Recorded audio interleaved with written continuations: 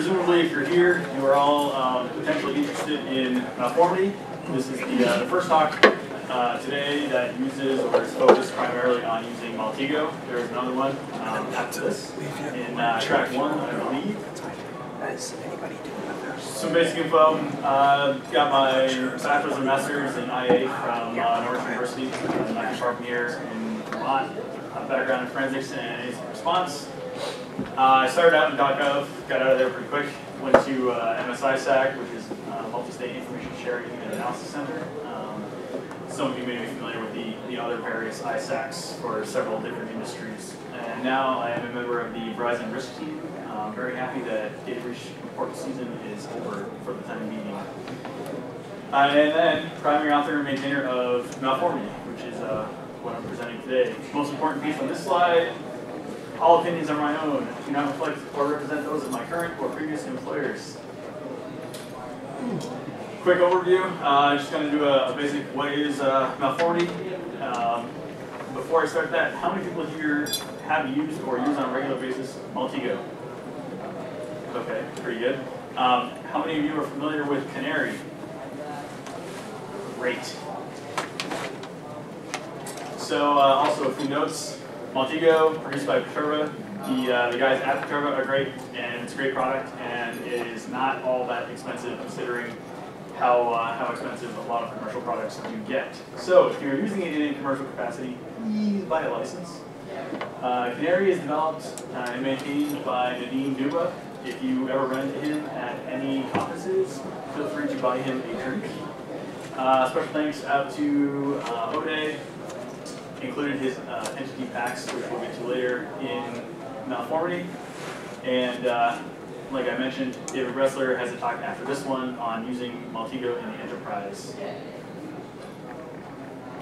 So Malformity is a local transform package for Multigo developed using the Canary framework to assist in gathering data about malware and malicious infrastructure.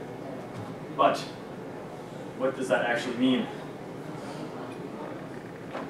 So starting from the beginning, a bunch of you already know. For those that don't, Multigo is an open source information gathering tool. A lot of people jump straight to an open source intelligence tool, but I try not to use that because collecting data does not automatically turn it into intelligence. If you're not doing analysis on it, it is not intelligence. So this tool can help you collect it, can present it in such a way that you can do analysis on it, and in that way it may help you produce intelligence based on the data collected. You can collect this data on several things out of the box: websites, companies, network infrastructure, social media accounts, a vast array of standard features. It's cross-platform and customizable. You can run it on Windows, Linux, OS X, and Actual C can be customized.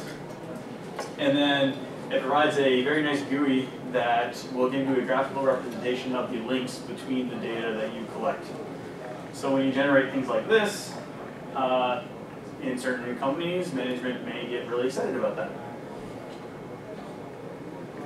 There are a few building blocks within Multigo that everybody needs to understand for the rest of this. The first are entities, basic things like a company, IP address, domain. It would be those things over on the right. Each of those is the basic building block, represents essentially one piece of data on the graph. So transforms are then used and applied to entities. So this will take in one piece of data, do something to it, and return another piece of data. In some cases, it may not return a new entity, it may alter the current entity.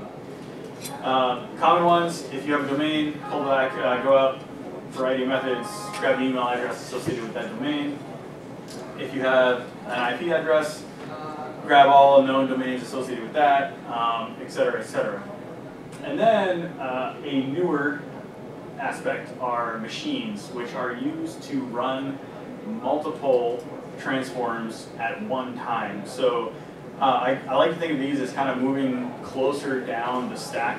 Instead of pulling every piece of information separately and maybe doing some analysis to tie them together, you can kind of use machines to skip, if you have a common task that you do a lot, for instance, say you want to go from an IP to a domain and then to all the IPs previously associated with that domain, instead of having to essentially run 2 transforms, you can run them in a chain, do it both at once, and you're going to generate more data points on your graph quicker.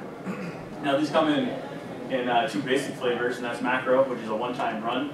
You can create a machine, select one or more entities, and then run it once. Or they have timed machines, which are good for automatically updating data. So for instance, if you're pulling somebody's Twitter feed, you can create a timed machine, and then on a regular basis, pull any updates to throw into the graph. So a little bit more in-depth for the transforms. You have local and remote transforms. Malformity, using the Canary framework by default, is a local transform package. Now there are pros and cons of each. Naturally, they are somewhat inverse of each other. Pros for the local transforms, you get complete control over what's run. If there's an error, you can change it or edit it immediately on your box. They're machine specific, so if you're using a service that is limited to originating from a specific IP or is otherwise restricted, you can tie it to local aspects of the box it's being run on, and they're language independent, as with the system operating system independence. The local transforms can be run in Python, Ruby, Perl, basically anything you name it. Cons: if you have a package with a lot of dependencies, every one of those dependencies has to be installed on every box the transforms are installed on, which leads to version control issues down the road with updating, which then can lead to missing features. If a transform in the package is updated and not everybody using that package has updated it, you then have some people that may not be running the most up-to-date feature set. And then data sensitivity. With the local transforms, if you're using something that uses an API, then that API key is going to have to be on every box that the transforms are on. So in some instances, this obviously isn't ideal. Same thing goes if you're using something that requires any type of credentials. You may not want to store them on every user box that may be using this. And then kind of opposite for the remote transforms. A lot easier. Anybody can configure the remote transform server, and then it automatically finds all the transforms, and the user basically doesn't have to worry about them, which results in universal updating. You change it on the server once, it automatically gets pushed out to all of the clients. And then there are some features on the remote transforms that aren't supported for local transforms. In my opinion, the biggest one that causes the most issues is limiting the number of results that you get from a transform. If you're running a local transform, this for me, most often happens when I'm pulling passive DNS. If I use an IP that is a hosting provider and I pull passive DNS, my graph dies. You're going to get 10,000 results, and you basically have to wait until it populates, hope that you can select all the results and delete them all. If you're running a remote transform, Multigo has a built-in capability to support a limit. So I could say I only want 200 results max, or for this transform, I only want 20 results. Cons: different type of data sensitivity. If you don't own the server, the transform server, or the network you're on is going out over the internet, everything that you are looking up is getting sent to the transform server. So if the entity itself is sensitive, you would not want to send that out to the transform server if you don't own it. Single point of failure: if the server goes down, there could be potential issues with connectivity for updating, or if you have a new client coming on with grabbing the transforms. And then integration and control, it's harder. If you're using a service that is rate limited, then coming from a single API, or sorry, a single IP for that one API, and you have a bunch of people using it, you're going to run into issues quicker than if each one was running a local transform. I know VirusTotal does this, especially if you are using a community account. It's a 4 per minute limit. If you're running 4 people off of one IP from one server, then you're going to have a hard time doing VirusTotal analysis. So then a little bit more in depth with machines. Besides being a one-time run or a recurring timed run, you also have serial and parallel machines. And essentially this allows you to run multiple lines of execution with the same machine. So with a serial, say I had an input entity of an IP address, it would first run all of this block. It would run the first transform, the second transform, and you would end up with a resulting entity. Now there's also going to be entities returned in here from each of these. The biggest thing for machines is that you have to make sure whatever transform it's going into can accept the entity returned from the previous transform. Now, so like I said, in this example, these are going to be run, and then it's going to go back to the original input and run this stack. Now, with the parallel, it's going to run both transform A and B, and then on those results, it will run transform D. So the big catch with that is you have to make sure transform D is applicable to the resulting entities from both A and B.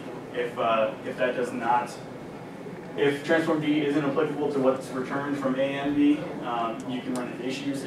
Although Multigo is pretty good when you're editing machines in the editor, it will tell you if it's invalid.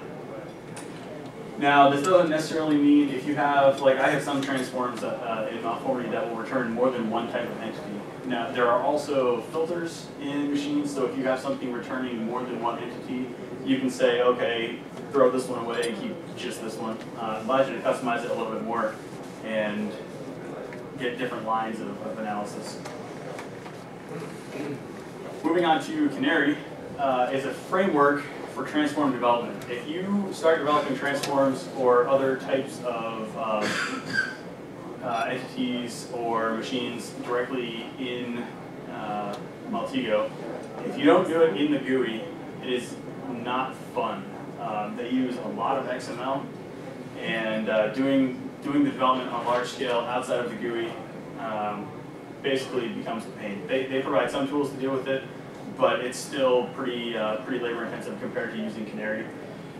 It's cross-platform, that way it works on everything that Multigo works on. It does support remote transforms now. Malformity is currently a local transform package. One of the goals you'll see later is to convert some of the local transforms to remote transforms. Others basically won't work as a remote transform. Multiple language support, so you write it whatever you want. And what does that mean? Simplifies development, distribution, and installation. If I have local transforms that I want other people to be able to use, and they're not using something like Canary or Canary, then every one of those transforms has to be installed into each Multigo client. With Canary, I can run one command and they all get installed at once, along with any entities and machines in the package. So it's a one-stop process. And basically that means Malformity, and there were several other projects using it now at this point. The original that was the predecessor to Canary was Multigo. I'm not sure if anybody has heard of that. Also developed by Nadeem, and that was presented at DevCon a couple of years ago. So moving on to Malformity itself, the name, Malware Transforms and Entities, that was prior to including machines, so that's what's stuck. It's a collection of transforms to assist in conducting the analysis, and currently these are probably the best. There may be one or two others, but these are most of the ones represented. The biggest build out at this point is VirusTotal, just because their API is really easy to use, and they return really useful data. Also, the ISC passing DNS, there are quite a few transforms. The others, like the team timer hash check, basically it'll check, and it's not going to return an entity, but it's going to update the entity to tell you whether or not it was detected in the timer database. And then things like malcode, VI check, threat expert, they can pull back additional information if the samples are in their databases. This is the portion I was talking about that Canary simplifies. Install, basically, you git clone project, create a directory or change into the directory, and run the Python install. That will take care of all the dependencies. There aren't too many at this point. I think there's actually more for Canary than there are for Malformity. Right now, one hitch with the dependencies is that previously the newest version of Canary could be automatically downloaded and installed, but that is not currently available through the normal easy install methods. So you would have to also git clone Canary from the GitHub repo. And I have a link for that at the end of the presentation. Very important point, if you're setting this up for the first time and you have not used Multigo on your system, you must start Multigo and initialize it before installing Malformity. Otherwise, the environment that it sets up is not going to be initialized and the install will not work. Once that's done, basically this is it. Canary install package Malformity, and all the transforms, entities, etc. will be applied to your install. If you have been using more than one Turbo product, a little prompt will come up and say which one do you want to install it to. And then something like this will show up on the command prompt. And within Malformity, you'll then have, or within Multigo, you'll have access to various transforms and entities that you can view with either of these buttons in the top control bar. And if you see those, then it is successfully installed. No questions now, or the Either.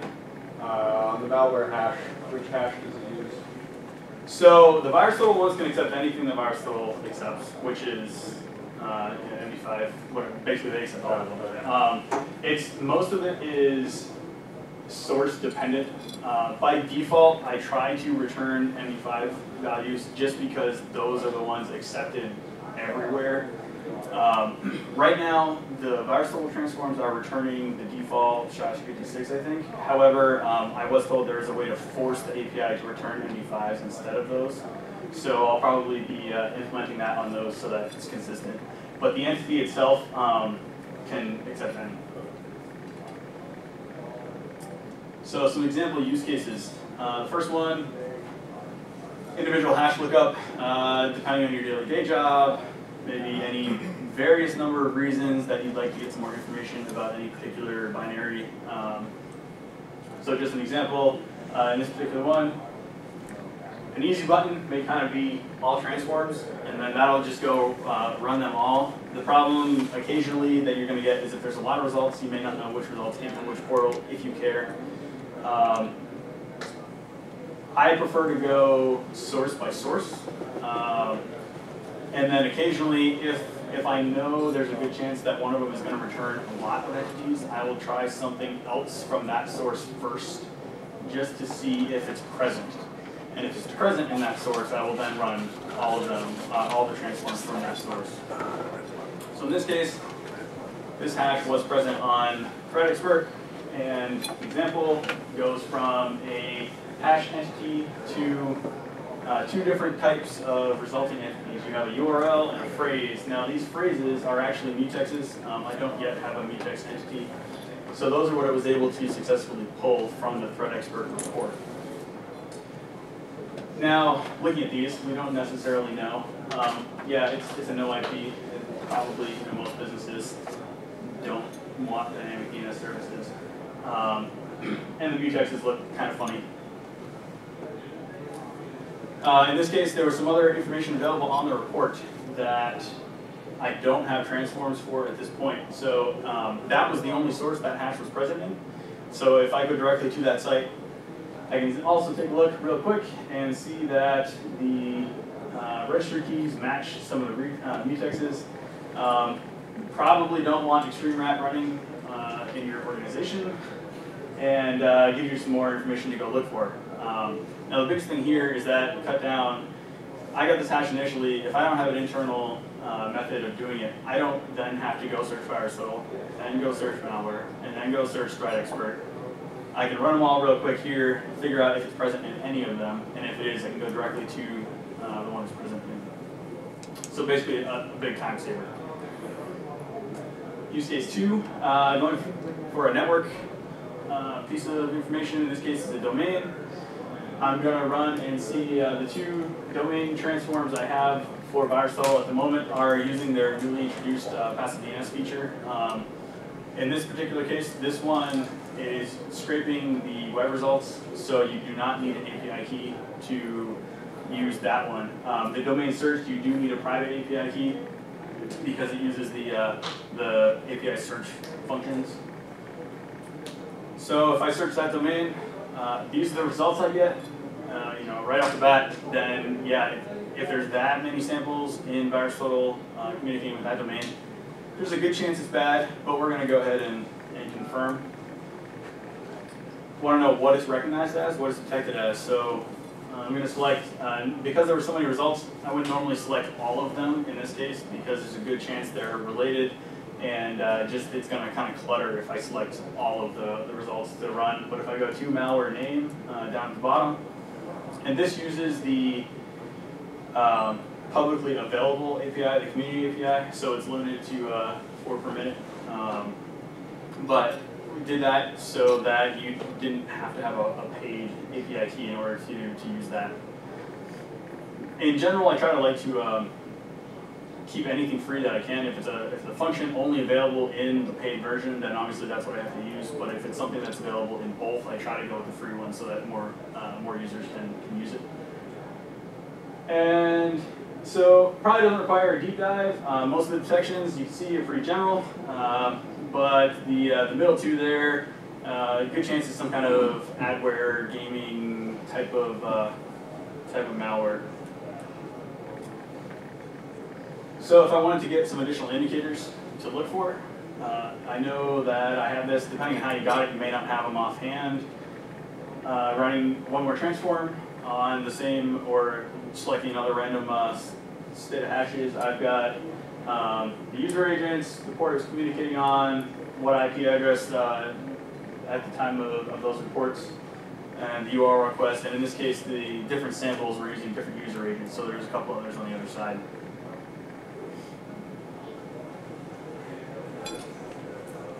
Use case 3, my personal favorite, and the one I use this for the most, is threat tracking and mapping. So basically, assume we start in this case with one verified domain. A lot of times that's probably not communication. You'll probably start with more, or you may start with something that's unknown. So I'm going to take that domain and real quick use the passive DNS to see what IP addresses it was associated with in the past. In this case, we have only 2 that somewhat limited, but results nonetheless. I'm not sure if anybody in the room recognizes that top level domain. One thing that was can't really see it on this screen, but this right here, real faint outline, are dates of first seen, last seen for that IP and that domain. However, if I take those 2 IPs and I continue, you can occasionally get carried away. This is primarily just passive DNS results starting from that first domain. A lot of people may say, wow, that's really cool. We know all the IPs and domains used by whoever was using that original domain. However, you should not assume results from any of your transforms are infallible, especially when dealing with network type information. It should be an iterative process when doing that type of analysis. Basically, building in other data sources is one thing that I would highly recommend. So that graph was primarily IPs and domains. Now, you're going to get a lot more, corroborated links when you start building in things like email addresses that have registered those domains. When you start building in malware samples that are known to communicate with those domains, and then groups of those malware samples may then share similar characteristics. So you're going to get more defined groupings as you build more different entities in. The biggest thing is watching out for false positives. If you get an entity that returns a ton of results, especially with passive DNS or other network data, you're going to get sinkholes on the graph, guaranteed. Can you put date range parameters on the passive DNS? That is one thing that I have. I have a script that does it. It is not currently a transform. I want to. The primary issue is it's not done sending it out to the request. Right, it's post result. Yeah, so it's going to have to pull them in. It's basically the increased processing time. So it's going to pull them all in, and then based on what it finds, only select them. But that is something that people have asked about before, and I do have on the roadmap. It's something that, like I said, I have a script for. I just need to port it over to a transform. You're going to get parking pages, especially common with a lot of malware. If you all of a sudden get multiple either types of malware that's attributed to different sources, anything like that, that all points to the same IP, make sure you do some research on that IP, because there's a good chance that it's going to come up to a standard DS parking page, or it's going to be a Google IP or a Microsoft IP. And those are ones that they may be interesting to know as far as if a specific group or entity uses the same parking IP over and over. But for the purposes of your graph and generating more information and further research, it's going to make that harder. And then there are other random abnormalities that just once in a while something will show up that doesn't really apply. A lot of times you'll need to weed out results that you want or don't want. Again, that goes back into being an iterative process. So future development plans. Right now, it's primarily transforms. I have a list of machines that I'm working on that I want to get running to automate common analysis steps. And that kind of, like I said earlier, moves one step closer to generating intelligence versus just data. However, it still does require analysis. It's not going to be a one-stop answer. Building out additional host-based and local network transforms. The one big area that I want to move into with this package is actually doing binary analysis and graphing the results in Multigo. So one example that I'm probably going to move or start with, I guess, on this front is something like PyU, which is a Python package for some basic static analysis of binaries. Give it a hash or file name. Essentially go out, run whatever particular commands using the PyU on the binary, and then returning the results on the graph. I don't know if that's going to turn out beneficial.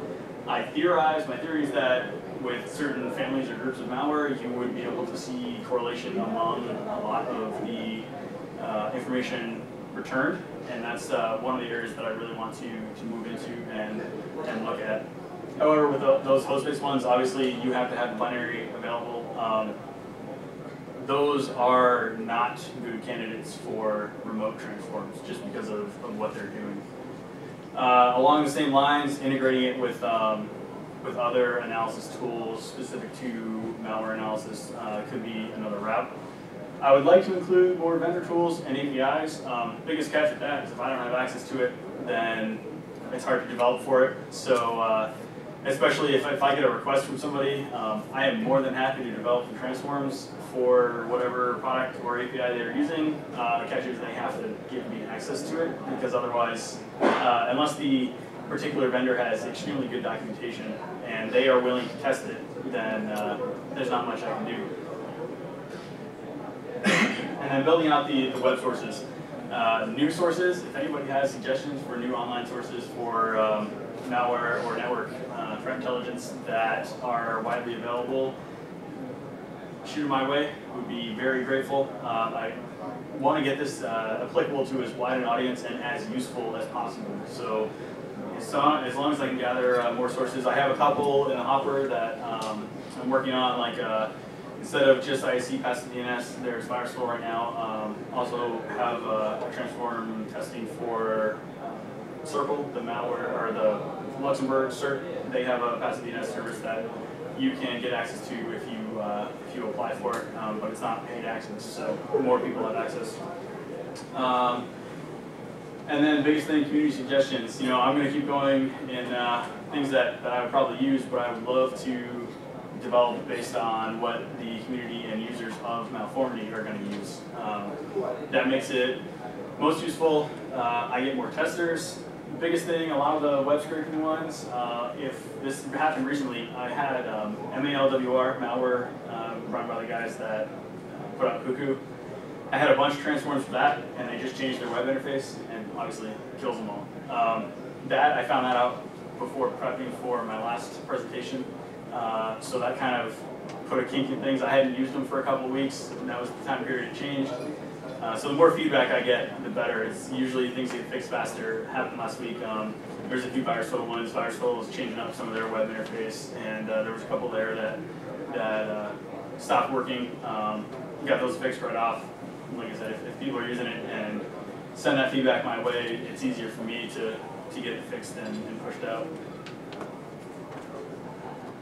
The links I was talking about, the Git repo for Malformity, Multigo if you haven't used it before, Canary. The project forums are a great place to go if you have any questions about any projects using Canary, are trying to develop for Canary and have questions, or are having issues with install. Basically, it's supposed to be a one-stop shop. So there's a Malformity forum within those forums to post any questions, or GitHub issues are great, emails are great. Basically, I'll accept it whichever way you want to send it. And I had a quick post here on my blog about installing Malformity, a quick walkthrough to try to hit some of the important points that can be stumbling blocks for the install. And I hope people have questions. These are the various methods to contact me or look for additional information. Offhand, does anybody have anything they think would be a good candidate to include that is not already in Malformity? URL query? Yes, that would be. I got it. As long as the biggest thing with the web sources is if they randomize their URLs for grabbing reports, it makes things more difficult. However, if there is a search function, it's still doable using Mechanize and a few other the Python libraries. So I think you can easily search in URL query, right? So that should be still doable without any issues. Any others? Curious about. I've had, I think, one request for some reputation services, and I think that's where kind of the Kaimaru hash check falls under that, and the Bit9 file advisor is a yes or no answer from a reputation service worthwhile. Is basically if I want to submit something to IP void or URL void, are those results interesting? Okay, and that's one thing I was curious about as far as people using if being one stop, if they want to get information and just immediate results. That is good to know. Something helps thinning out a big graph. Yeah, definitely. Any other questions, comments? Feel free, like I said, reach out any method up here, and if anybody has any questions, feel free to come up and talk to me after. Give you a couple minutes of your time back to enjoy this lovely afternoon.